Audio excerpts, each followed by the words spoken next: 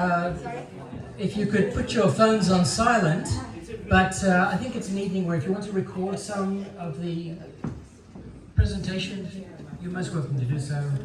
There are people around the world who they wish they could be here. And I see we've got people from Byron to Brisbane and in between. And we're going to have a wonderful night, so thank you for coming.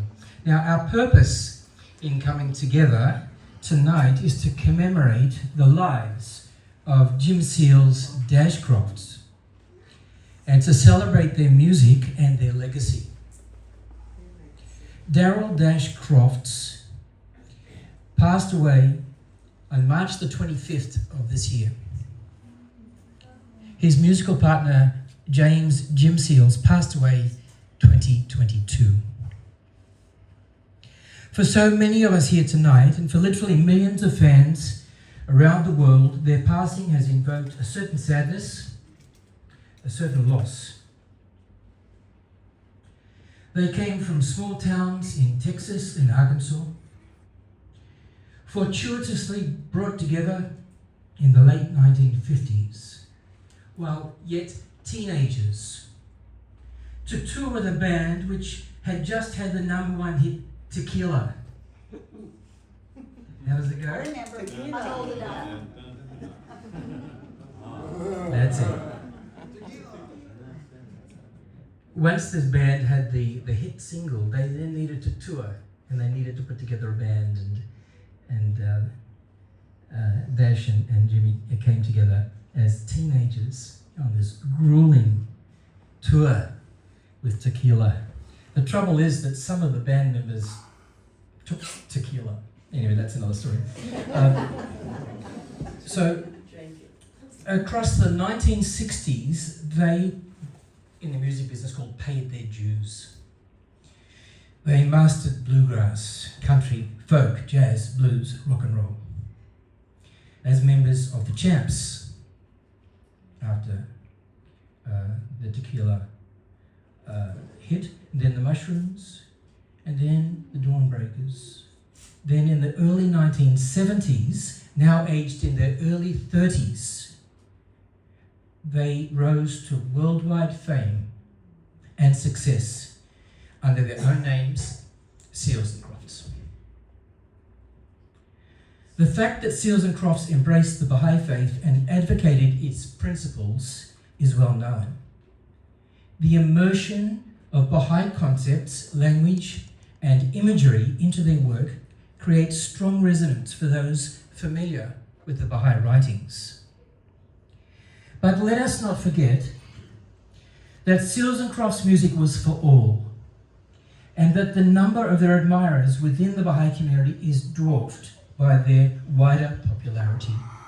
Spotify currently reports 3,745,000 monthly listeners. Seals and Crofts made sure all their fans felt comfortable regardless of one's faith. And so tonight we hope you will all feel similarly comfortable and feel welcome.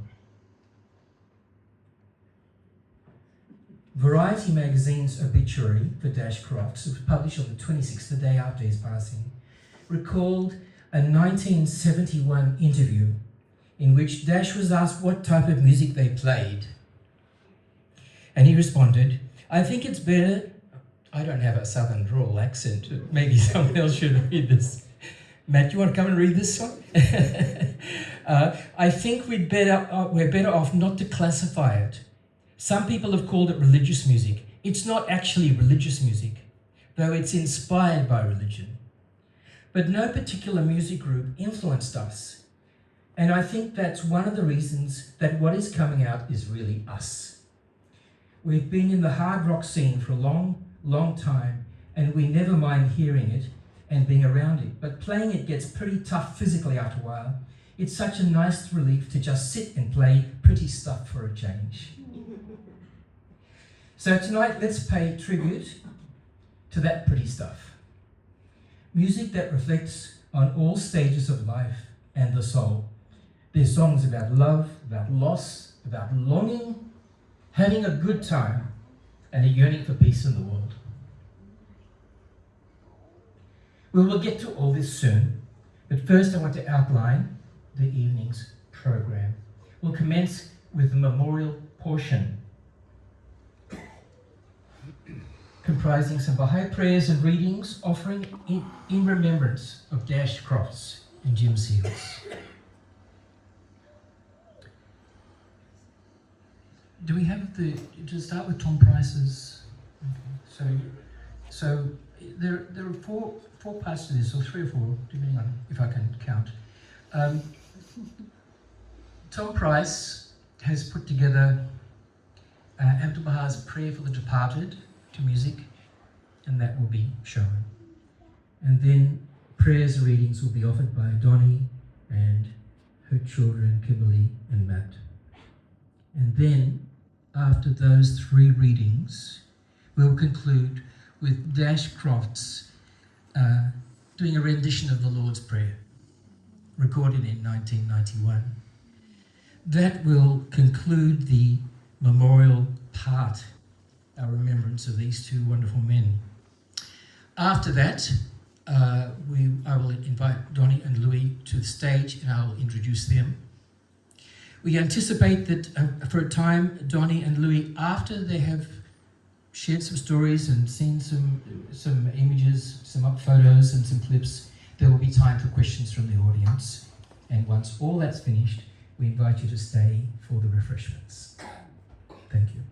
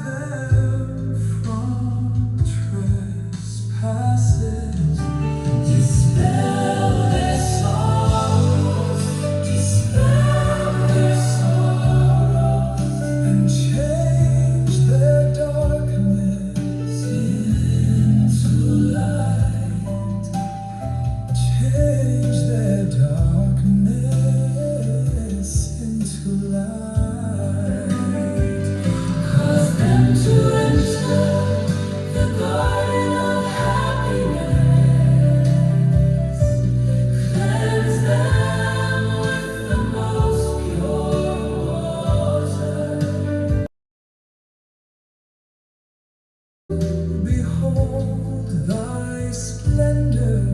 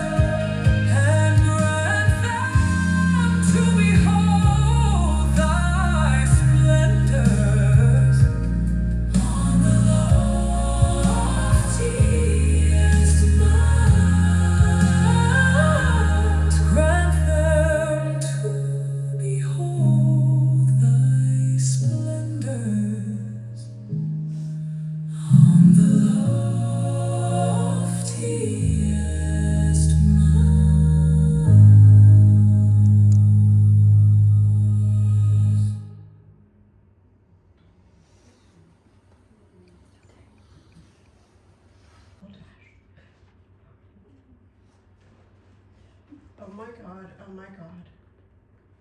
Verily thy servant, humble before the majesty of thy divine supremacy, lowly at the door of thy oneness, hath believed in thee and in thy verses, hath testified to thy word, hath been enkindled with the fire of thy love, hath been immersed in the depths of the ocean of thy knowledge, hath been attracted by thy breezes, hath relied upon thee, hath turned his face unto thee, hath offered his supplications to thee, and hath been assured of thy pardon and forgiveness. He hath abandoned this mortal life and hath flown to the kingdom of immortality, yearning for the favor of meeting thee. O Lord, glorify his station, shelter him under the pavilion of thy supreme mercy. Cause him to enter thy glorious paradise.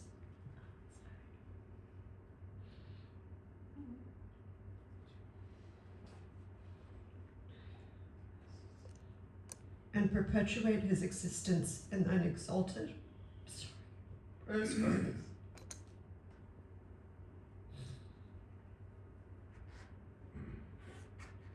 That he may plunge into the sea of light in the world of mysteries.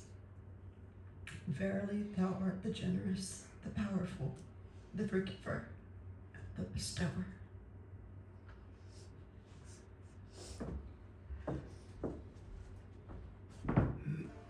And now concerning thy question regarding the soul of man and its survival after death. Know thou of a truth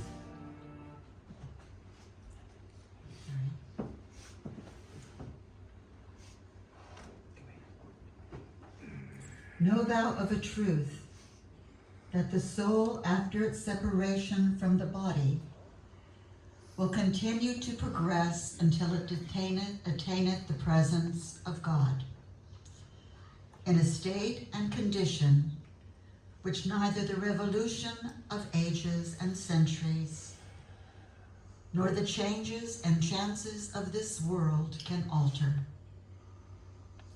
It will endure as long as the kingdom of God, his sovereignty, his dominion and power will endure. It will manifest the signs of God and his attributes, and will reveal his loving kindness and bounty. The movement of my pen is stilled when it attempteth to befittingly describe the loftiness and glory of so exalted a station.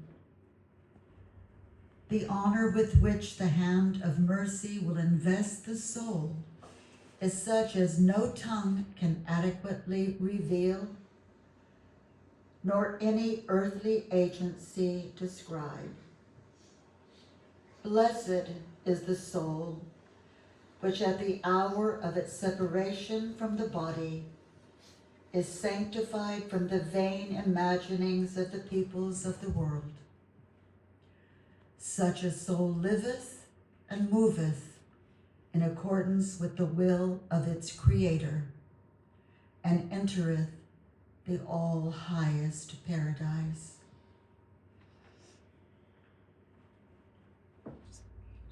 Whither can a lover go but to the land of his beloved?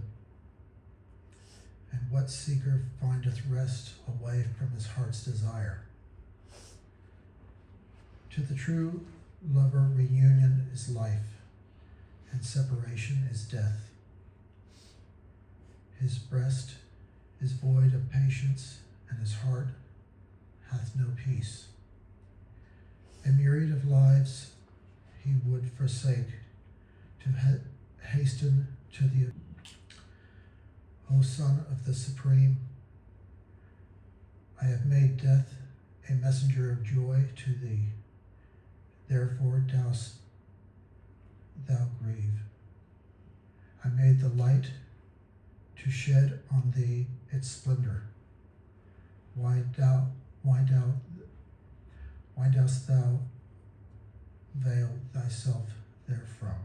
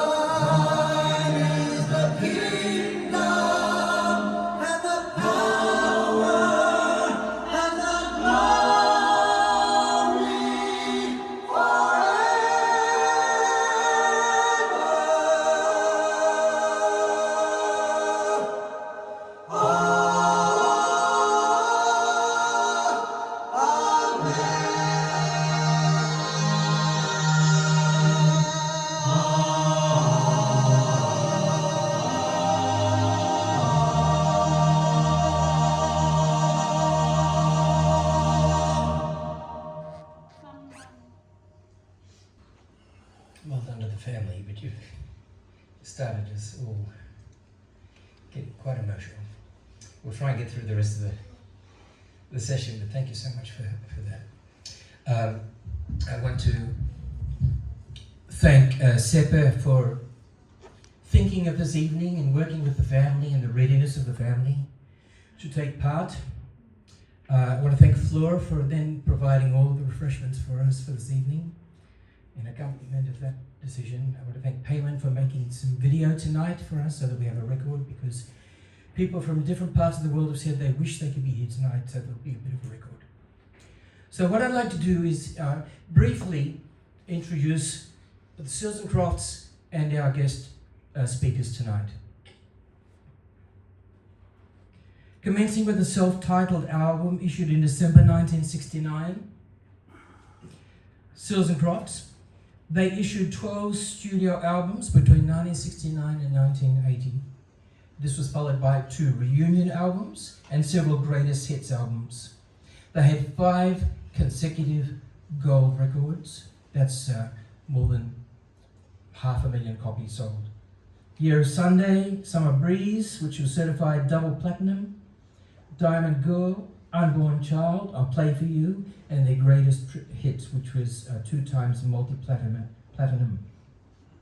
The 1970s, that was nearly 60 years ago. But time stands still the moment we hear Summer Breeze, Diamond Girl, Hummingbird, Sudan Village, Year of Sunday, so many more of these musical creations. Let us not call them songs, for everyone is a masterpiece, carefully crafted, arranged, performed, and recorded. So we're fortunate to have, living on the Gold Coast, in our midst, Donnie and Louie Shelton, who were part of the Seals and Crofts story every step of the way. So I want to introduce them briefly. You've got to know who these guys are. Donnie grew up in a theatrical and musical household. She was a professional singer together with her sisters, and she sang background vocals on the albums Summer Breeze and Get Closer.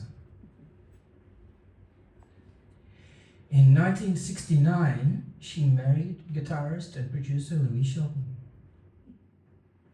And the couple remained closely connected to Seals and Crofts through marriage, children, friendship, faith, and music. Donnie's mother, Marcia Day, was Seals and Crofts' powerhouse manager who brought the enterprise together. Louie Shelton is a quiet man with a loud resume. Before Seals and Crofts were a thing, he contributed this distinctive guitar riff on the Monkees' Last Train to Clarksville. How does it go?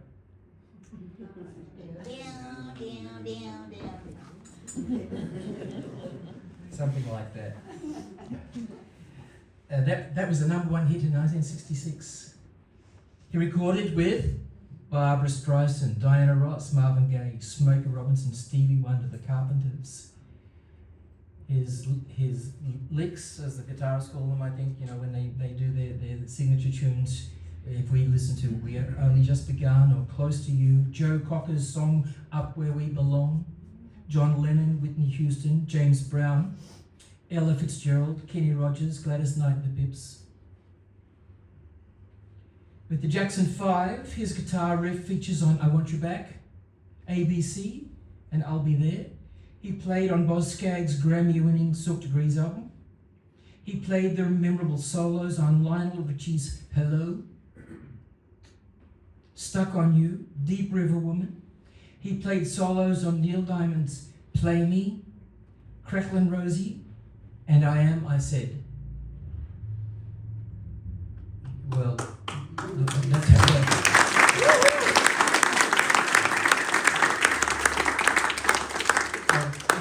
You've got to know who you're dealing with here. You have to know. I just, I interrupted and I thought they were saying, but the Australians must know Sweet Caroline because it's played at every rugby league game. And but it's not on this list here. But that's just as a guitarist. He was also a producer. He's produced, the internet doesn't even know how many albums he produced. Something like 40, give or take, including Art Garfunkel's platinum album, Fate for Breakfast, multiple projects for England Dan John Ford Coley, and for Dan Seals. And after moving to Australia, Louie continued to produce some of the famous groups in this country, Southern Sons, Noiseworks, Mother Hubbard, and others. He was inducted into the Musicians Hall of Fame in 2007, and this is a short introduction to his accomplishments. In addition to the work with Seals and Crofts, which included producing 10 of their albums and touring, this is all these accomplishments were in addition to his work with Seals and Crofts. And I'm saying that tonight we're just looking at his work with Seals and Crofts, but you need to know in whose presence you are. Welcome, Louie and Donnie. I've got a microphone for each of you. I'm going to invite you to take the stage, and we're going to show you some photos. I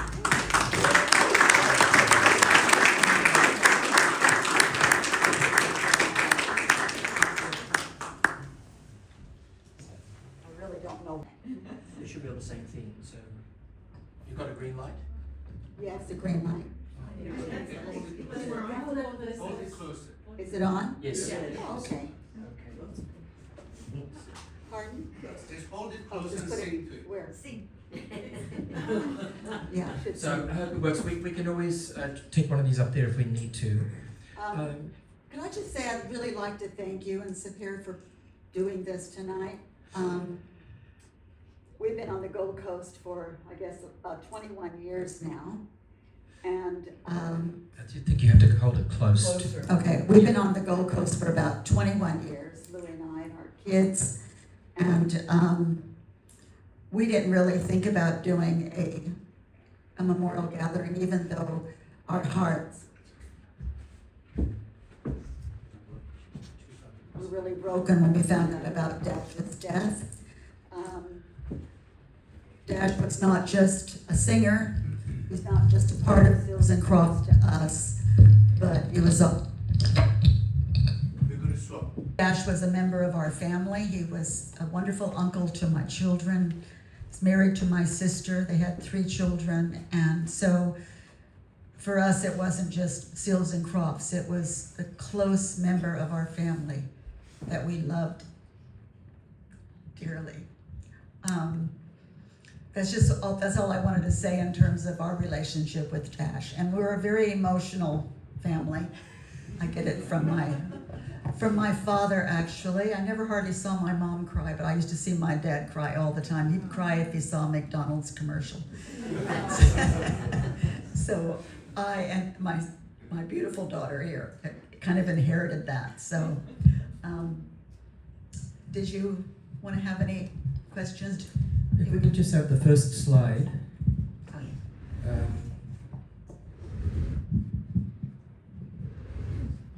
We've got 2 early slides, and maybe looks like Louie can talk about this one, and Donnie will talk about the one to come after that. I first met Seals and Crofts in 1961. I was living in Santa Fe, New Mexico, and they were in the Champs, a group that came through that town, and we had breakfast together, and that's when I got to know Dash. His great personality. He loved a great joke, and he would laugh louder than anyone. And a few years passed. I eventually moved out to Los Angeles, and that's where they ended up. And our brother-in-law, Joe Bogan, the bass player in this band, he had put this band together with Seals and Crofts before they were Seals and Crofts. And their guitar player had quit, so somehow they found me, and I joined this band. That's the nice looking guy there in the blue shirt. That's him. And so we had a band that we would play 6 nights a week in the clubs around LA and Hollywood and over in the Valley. And Jimmy was a writer at that time. He was a songwriter to some degree and had written a few songs. But it was in that band together with these guys that I realized how talented they were as musicians. And during this time as well, Dash was a drummer and Jimmy was a sax player. I mean, you'd never know that listening to what they developed into later on. But we enjoyed a few years of playing together like that. The Mushrooms. The Mushrooms. And then her beautiful mother, Marcia Day, that introduced us all to the Bahai faith, had this brilliant idea of, let's put her 3 daughters with this band, and I can book them in Las Vegas, and they'll make a lot more money.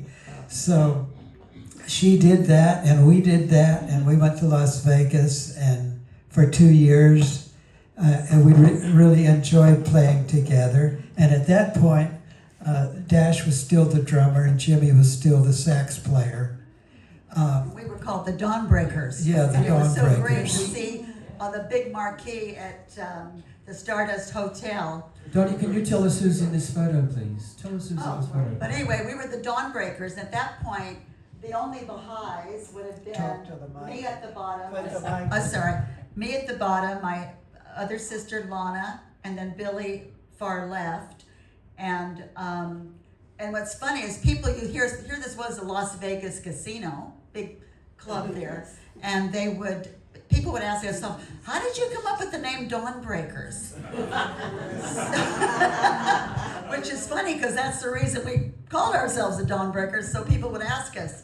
And also, we're the Dawnbreakers. our schedule was from 1 o'clock in the morning to 5, so we were breaking the dawn. That was a lot of fun. And eventually, my older sister that was on that one, she's married to Joey at the top left. I ended up marrying the guy at the top, that really gorgeous guy there with the Beatles haircut. And then my sister Billy married Dash at the bottom. So we were all family very soon. So shortly after that, that's when some producers from LA showed up in the lounge that I had recorded with in the past and said, we just got a job to do the music for a TV show called The Monkees, and we'd like you to come back to Los Angeles and make those records with us. And I did that, and that got me into this recording session scene that I had been wanting to do anyway, because for a musician, that's like winning the lotto, because you get to stay at home and you get to go to the studio every day and record with all these great musicians that you've admired all your life. And so that got me into the session scene. And about that time, the band kind of dissolved, and Jimmy and Dash ended up back in LA. Dash borrowed a mandolin from his brother that was hanging on the wall, and Jimmy started playing guitar, and all of a sudden they started becoming Seals and Crofts. And Jimmy had been a writer in the past, but at this point, after he had discovered the Bahai faith, he was so inspired that his writing just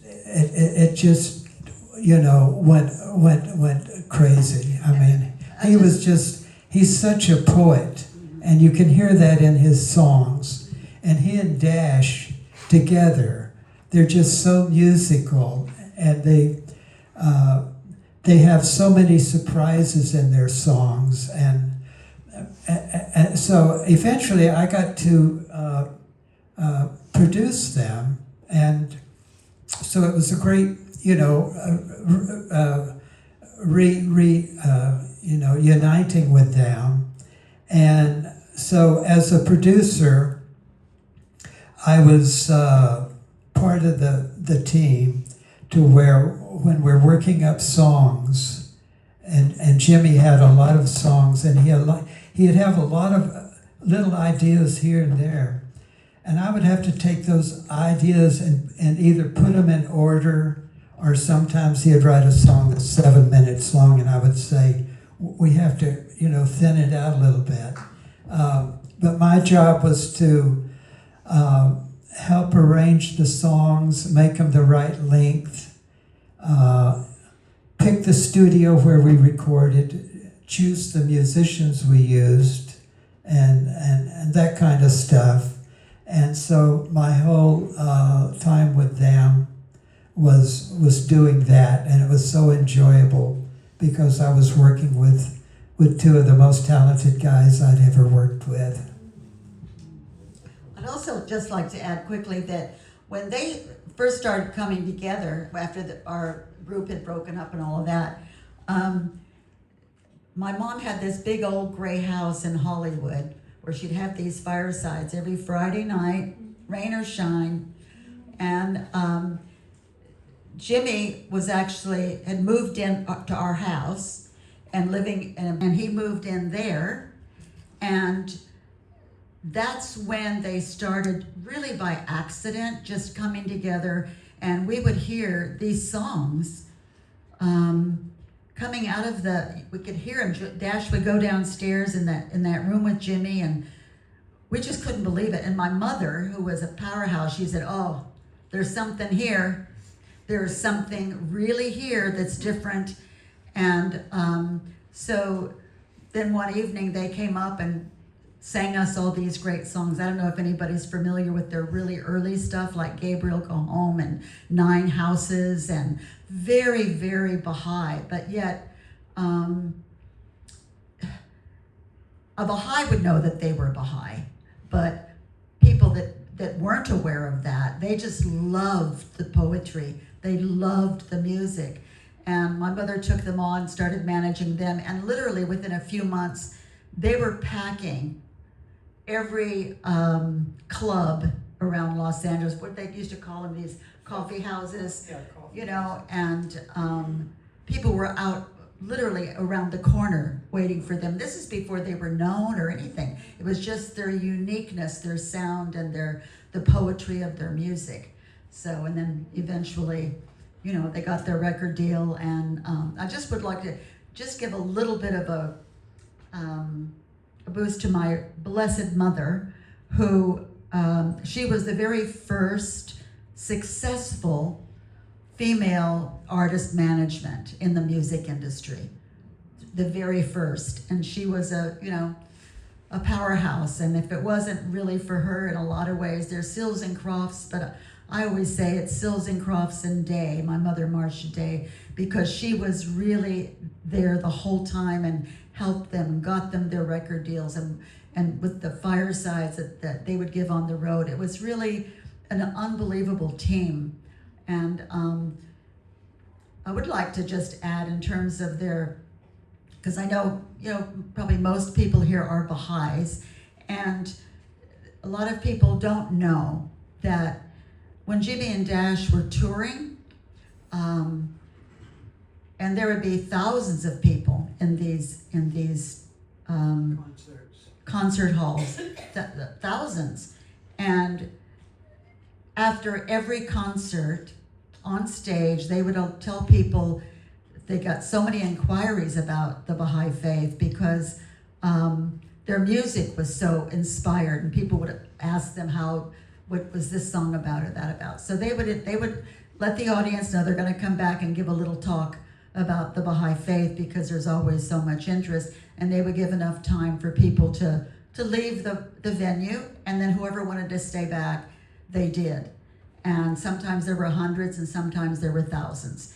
And they would stand on that stage and share the Baha'i message with the people that were there. They were fearless, and they were driven by the love of the faith and the belief in the oneness of humanity. And that was really the engine behind everything they did, was that dedication to the faith and teaching. And one last thing I might add is that the National Spiritual Assembly of the United States would say, well, we always know when Seals and Crofts are touring because the inquiries into the National Center goes up 90%. So it was quite an experience during the 70s just to be able to witness all of that and see it. Thank you. We've got the Summer Breeze is up, which is the 4th album. And Louie, you had a very strong hand in Summer Breeze, the success of the album and the song. I don't know whether you want to tell us all about that. I had done one album with them, and so we're getting ready to do the next album. And Jimmy, as always, says, "Oh, I really don't have any songs." He said, "I've got this one little song," and he started playing Summer Breeze. And he says, "Yeah, I've got this song, but nobody likes it, so." And I said, "Well, Jimmy, we've got to do that song," which we did. But another thing, as far as like being in the music industry and all of that, it's very hard to get a hit song, especially like they were on Warner Brothers, and Warner Brothers have a lot of other artists coming out with new material. So the record company was about to like quit with Summer Breeze, and it was not going to be a hit. And her mother went to them and said, no, you've got to keep working on this. And little by little, radio stations picked it up, and eventually it became a big record that stayed on the charts for I don't know how many weeks. And I don't know if most of you know, but Keith Urban just recorded it again. And so it's going to be a hit again today. And it's like 65 years old, the first time it was out. Well, not 65, 55, yeah. 55? Well, I'm so old I forget. What's 10 years here or there? We have a clip of it, we can see it, and then you can tell us more about it.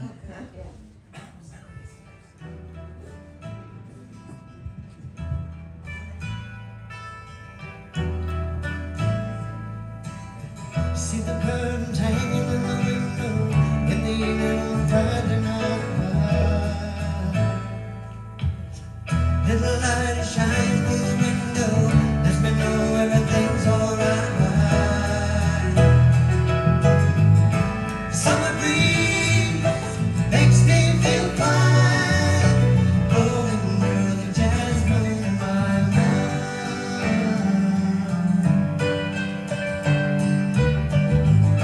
Summer breeze makes me feel fine, blowing through the jasmine in my mind.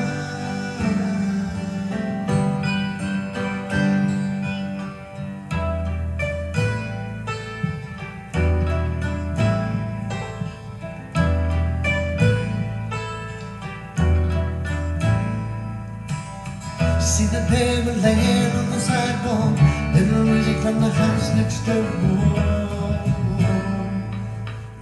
So I walked on up to the doorstep, through the screen and across the floor.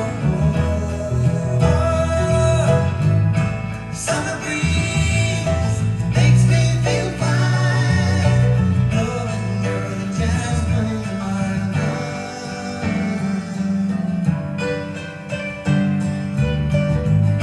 Summer breeze makes me feel fine, blowing through the jasmine in my mind.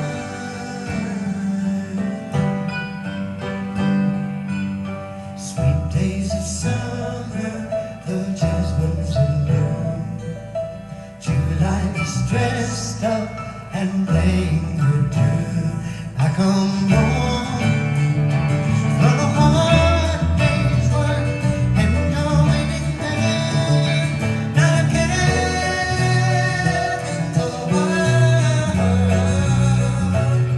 See the smile waiting in the kitchen, food's cooking and the plates for two. Feel arms that reach out to hold me in the evening when the day is through. Summer breeze makes me feel fine, blowing through the jasmine in my mind. Ooh, summer breeze makes me feel fine, blowing through the jasmine in my mind.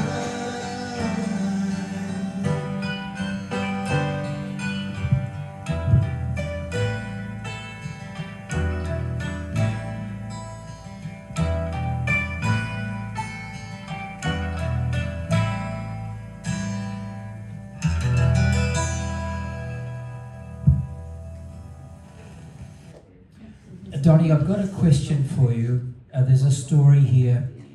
It says the opening Sweet Days of Summer melody needed extra punch, and Dash's experiment with a toy piano during the Down Home sessions was recalled.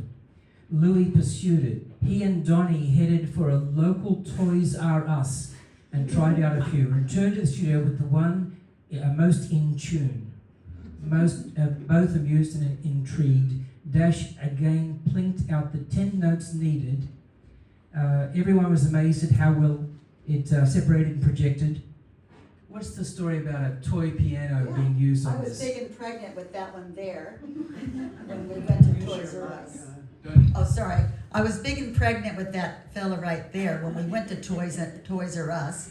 to look for a toy piano that he wanted to get to put on this Summer Breeze song.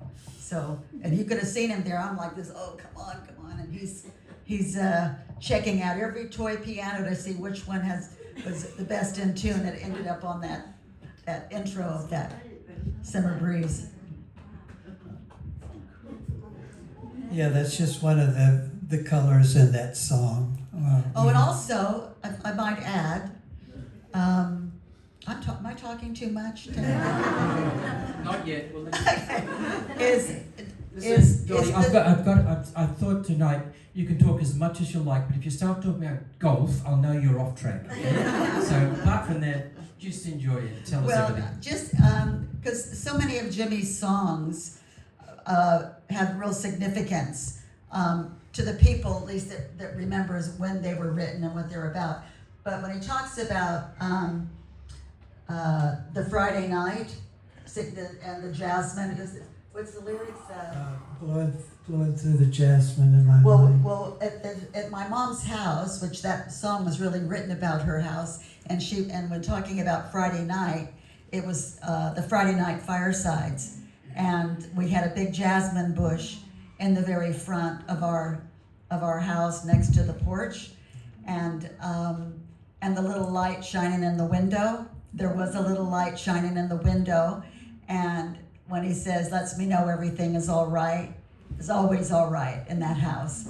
And so it's a love song, but it's also a love song for how you feel when you entered that house. It was a very special house.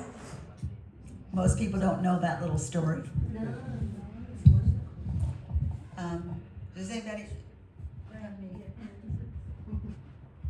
Do you have any other questions, Graham, or anything? Or does anybody in the audience have any questions? I'm just lining up the next thing we're going to.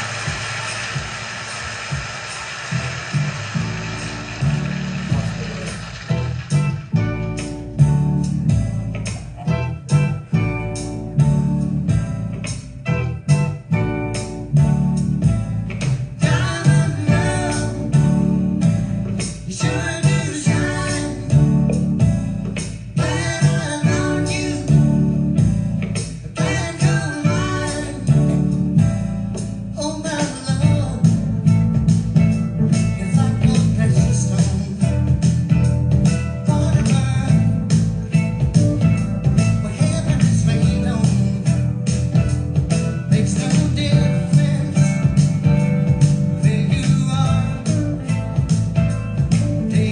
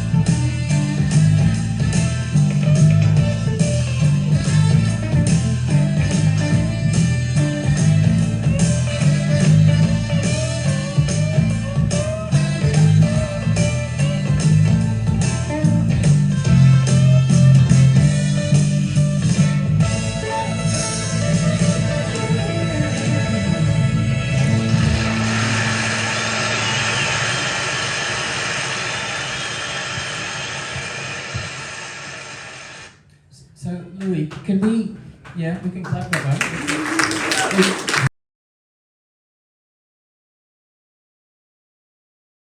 Really rocks. Now look, I've got this, I've got a little passage here that says that 2 chords backed up the first words, Diamond Girl. They pitted Jimmy's E minor triad to a D on the 7th fret against Louie's A minor 7th to a G or B minor 7 on the 5th fret. It then had a resolution in unison, D to A minor 7, that recalls the main hook in Miles Davis' So What? And it goes on like that. But here's the interesting thing. The Diamond Girl sessions in December of 1932 had premier session musicians hand-picked by Louie, who had a growing reputation as a producer beyond his prowess on guitar. He even chose different drummers for different tracks. I don't know how you do that. And then what we understand is that song was done with just 5 takes. That sound was just, they played it together 5 times. That's what the book says. Okay. So tell us about what it is to get that technical perfection in a song. Well, first of all, the first I heard of that song, it started out on a sheet of paper in Jimmy's guitar case, and he only had like 4 lines, but he had that guitar riff, and I said, that sounds like the beginning of a great song. You need to finish that. But as far as my approach to putting the session together, I had already been doing, as you know, many recordings as a session player, so I knew all of the top drummers, all the top bass players, all of the, musicians. And up until that point, their sound was a little bit folksy, if I could put it in that way. And I had done the Motown sessions at a studio called the Sound Factory with a certain group of musicians. And I thought it would be interesting to take them to a situation like that might put a little more energy into their music and make it a bit more radio friendly. So that was my approach, and it worked for them. Actually, we did Summer Breeze that way too. Yeah. It's still working. Yeah, it's still working, yes. So we're going to give you this mic because we think the batteries are low, even though they were charged. We'll give you this mic. Well, we got the band Married first, second, and third, and fourth. of the Len and Joey. That's okay. My older sister was already married to the bass player, Who became the engineer. who became later on their recording engineer, but he was in the Dawnbreakers with all of us in the original band with Louie and Jimmy and Dash called the Mushrooms. So they were already married, then the band broke up, and then Louie and I were seeing each other, and he didn't want to get married. Should I repeat that story? No. Let's not get too personal. No, it's a very cute story. You want to hear the story? All right. So I met Louie when I was 19. We started dating when I was about 20 and a half or close to 21. And I figure I'm getting old, I need to get married. So, but anyway, he didn't want to get married. He didn't even want to date. He said, "No, you're the kind that wants to get married, and I don't want to get married." So anyway, make a long story short, I finally said to him, I was 22, and I said, "I'm giving you 1 day to let me know if we're going to get married. I'm not going to break up because I love you too much, but I'm going to start seeing other guys." Because, and I said, "So let me know tomorrow if we're going to get married or not." That works. And so he was doing a recording session, and I said, "Just call me during the break." So I'm sitting at home with my mom and sisters, and he calls. That was before cell phones or anything. And he had a 5-minute break, and I said, "Okay, so what's the deal?" I said, "Are we going to get married?" And he said, "Okay." Literally, that was the proposal.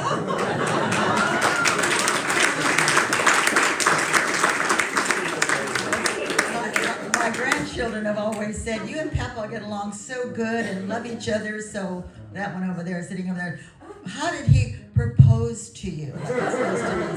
I said, well, he finally said yes, and that was it. We got married about 5 weeks later because I was afraid he was going to change his mind. And here we are, we're going to have our 57th wedding anniversary in August. Oh, yes. And then Billy and Dash, my third sister, she and Dash started dating when we were all in a band together. So we got married in 1969, then Billy and Dash got married in 1970 at the Bahai House of Worship in Wilmette, Illinois, during the 1971 youth conference. Oh. Ruby and Jimmy.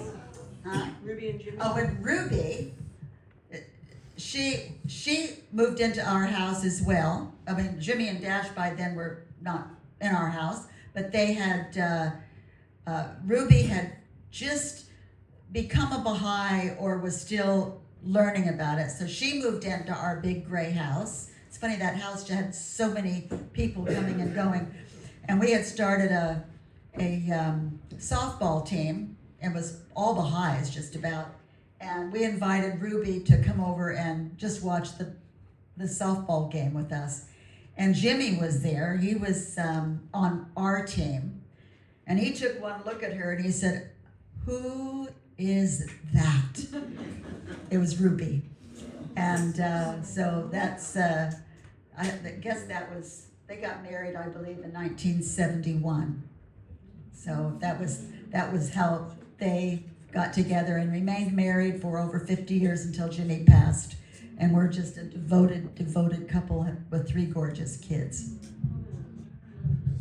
So is that what you wanted to know? Yeah. Yes. How did your mum find the faith? Oh my gosh. Oh, Okay, the question is, how did my mother find the faith? Yeah. She had, it's a very inspiring story actually. She had heard about the faith probably in about 1960 or 61, had gone to one Bahai meeting and never went back. And then she said she was going through a real emotional time, and she was at her friend's house, left her friend's house, was driving on the freeway, and said, all of a sudden the name Bahai came back to her mind. She didn't know how to spell it. So she got off the freeway, went to a phone booth, and called information and said, "I don't know how to spell it, but do you have anything Bahai in the directory or anything?" And the operator said, "Well, there is a Bahai Spiritual Assembly, Los Angeles Bahai Spiritual Assembly." So she gave her that number. My mother was still in the phone booth. She called the number, and there was, just happened to be someone at the Bahai Center that day. That usually it was empty that day. And the woman gave my mother, in those days there was a fireside being held every night of the week in Los Angeles. So she gave my mother the list, named the phone number and name of every fireside being held. And because that's right, my mom had said, there was a meeting that I went to many years ago. Are those meetings still going on? And so the woman said, yes, they are. So that's how and from then on, she went every single night to a fireside. We thought she was crazy. We worried us to death. But the person that really gave her the message, the first one, was a man named Sid Bulkin. And he was, you remember Sid? Yeah, he and his wife, and they shared the message with my mother early on, like around 1960, and she went to that one meeting. And really what she said, she said, I don't really remember what was said. I just remember how I felt when I was there. And she longed for that feeling again, and then went every night. And then eventually, all 5 of her daughters, we all became Baha'is within 12 months. My father, they'd been divorced for many, many, many years. He became a Baha'i. My aunt became a Baha'i. My cousins became a Baha'i. And my grandfather, her father, became a Baha'i on his deathbed. So every member, basically, of our family ended up becoming Baha'is. There was like, I think, 5 generations, which is unusual for Americans to have 5 generations. So that was a long answer to a short question, but thank you for asking. Thank you. Well, so we've got some photos to show, and if there's any photos that you want to respond to and tell us about them. But who shared these photos with you? Was it a sister? Yeah, Louis' daughter. Right. I mean, Dash's daughter. Dash's daughter, She's Cynthia. That's in- Mexico? That's in Costa Rica. Jimmy and Ruby ended up going pioneering to Costa Rica, and that's Jimmy's son, Joshua.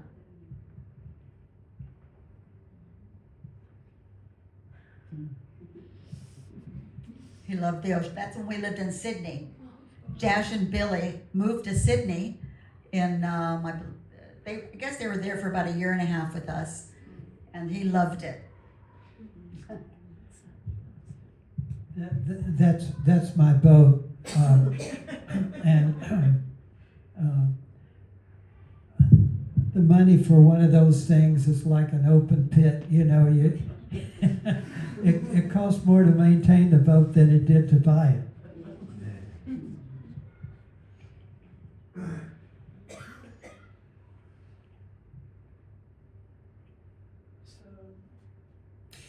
We understand they had different personalities, and they contributed differently to the duo. Can you tell us about their personalities? We understand that Jimmy did more of the writing of lyrics. Dash was more outgoing. Jimmy was trying to be more precise, more technical. How did their personalities come together? Jimmy was the lyricist, and Dash's contribution was his harmonies and his vocals, and he did collaborate with some of the lyrics. Yeah, the music.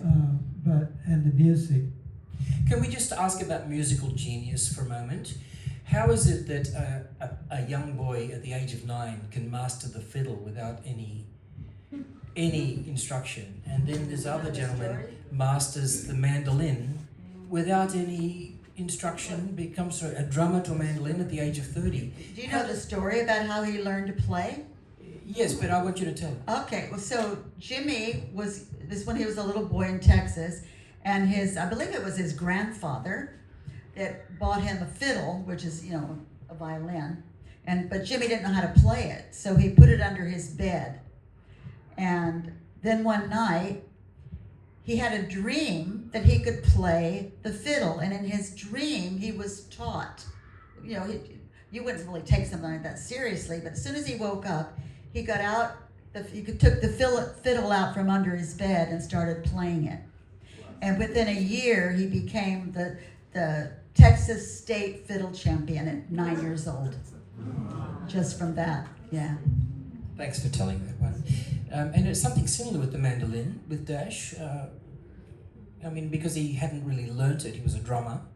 And then he's such a spectacular player. It's just... Well, Dash and Jimmy were very versatile. They loved all kinds of music and could play all kinds of music. We played jazz, blues, country, pop, soul. So it takes a well-rounded musician to do that.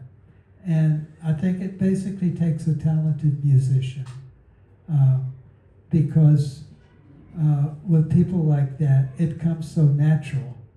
Because we're all hillbilly country boys originally. I come from Arkansas, the southern part of the states. They came from Texas. Most people like us, we don't go to school to learn how to play music. We don't know theory. We basically can tell you what chord we're playing in. So a lot of that is God-given talent. and they had plenty of that. Can I just add something about him? He loved guitar so much when he was a little boy. He used to take a broom and listen to the radio and pretend he was playing with his broom. And his older sister said he's got to have a guitar, so she went out and bought him a guitar. When you were 9, he was 9 years old when he got his first guitar. No one ever gave him a lesson, and within 3 years, he was in a band. He was doing TV show once a week and a radio show every night. He was in a big country band and those 3 years, just learning himself, teaching himself how to play. So, and that's just my ear and dedication. So I had to add that little bit about you. Yeah, we had a radio show 5 days a week, and it was live to air. We only had one microphone, so this country band, we had to position ourselves around the microphone. If I was going to do a solo, I had to turn it up for that spot. If the fiddle player was going to do a solo, they had to lean into the mic. And then we had a live TV show on Wednesday night. And aside from that, I played on a Saturday night jamboree, which was, I don't know if you're familiar with the Grand Ole Opry, a very famous Saturday night country show. So we would play on that one every Saturday night, and I would back up all the different artists that were on that. And he's 12 years old. So yeah, it was a pretty good experience for me. Maybe if anybody has any questions. So that you can hear more about it after the show is finished. So as Bahai youth, we were really eager to go there and listen to them. And I can tell you this, the room was probably about 5 times the size of here, and in front were all the newspaper guys videoing, BBC, everybody's sitting in front, and we were at the back. And they talked about probably about an hour and a half about the faith, and then afterwards when everybody started leaving, we were so eager, we stayed behind and said, and they asked, what are you guys doing this weekend? Because it was Friday night. We said, we're going up to Peterborough because we do weekend teaching trips. And the teaching trips were handing out pamphlets Saturday mornings and inviting people to come, and then the dawn breakers, as the kids would stand up and sing some Bahai songs and have a fireside. And they said, oh, we're coming. So we all went, and we went, what? They're coming. So the next day in Peterborough, the invitation were given out that Seals and Crofts are coming to play. And the place was jam-packed with people coming to hear Seals and Crofts at the town hall. Anyway, then that night we came back in the train, so that was my memory of them. Flora and I were in Brazil when we heard the passing of Dash, and when I came back, I sent this message to Donnie. Dear Donnie, as you know, Flora and I were away in Brazil and in Chile, and have now got back, and we were thinking of both of you and the passing of our dear Dash. I was wondering if it would be okay with you if we should hold a memorial for them, and yourself and Louie can share with the audience some of the past experiences and celebrate their life and their accomplishment, both in the faith as well as in their musical industry. I was wondering if you guys would feel, how you would feel about that. And Donnie straight away came back to me. That's a wonderful idea. We should be most happy to be part of that. And I don't know if most Baha'is know Seals and Crofts. But as you can see, they know a lot about, and we're all grateful to have you in our community. And this could not have been done without Graham's help, because we needed somebody who is musically minded, but also at the same time a scholar who gets a book, and within, since when Tuesday, Wednesday, goes through this and puts the program together. So thank you all.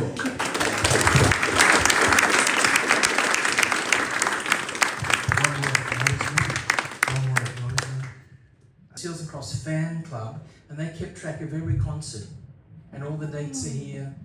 And for every record, everybody who played on that record has got the credits in here. So it's quite a history. So just wanted to share that with you before we play this last clip of the formal part.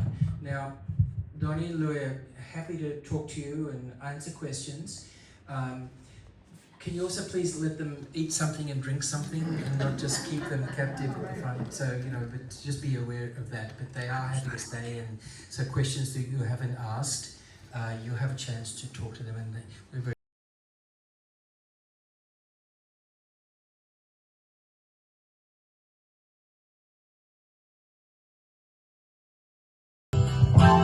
All the secrets in the universe whisper in our ears. All the years, no matter how they got up, always up. We will never pass this way again. We will never pass this way again.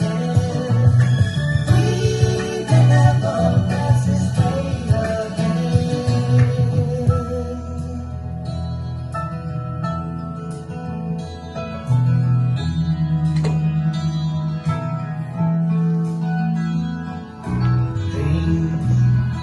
So they say, for the fools and then let them drift away. Peace, like the silent dove, should be flying, but it's only just begun. Like Columbus in the golden days, we must gather all our courage. Sail our ships out on the open sea. That's the way our days and all the years will come and go. Because I'm always up. We will never pass this way again. We will never pass this way again. We will never pass this way again. So I won't let nothing is easy. I won't cry if it makes it worthwhile. I may never pass this way again. That's why I want it with you. You make me feel like I'm more than a friend. Like I'm a journey and you're the journey's end. I may never pass this way again. That's why I want it with you, baby.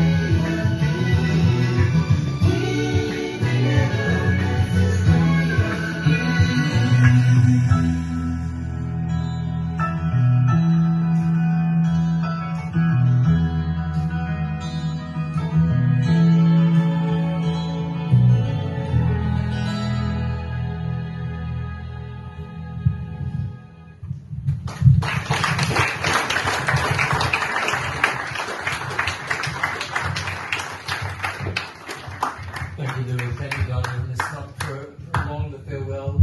Thank you so much for coming. Stay for supper. Meet Louie and Donnie. Take a photo. Ask them a question. Thank you so much for coming and being part of this day. Thank you.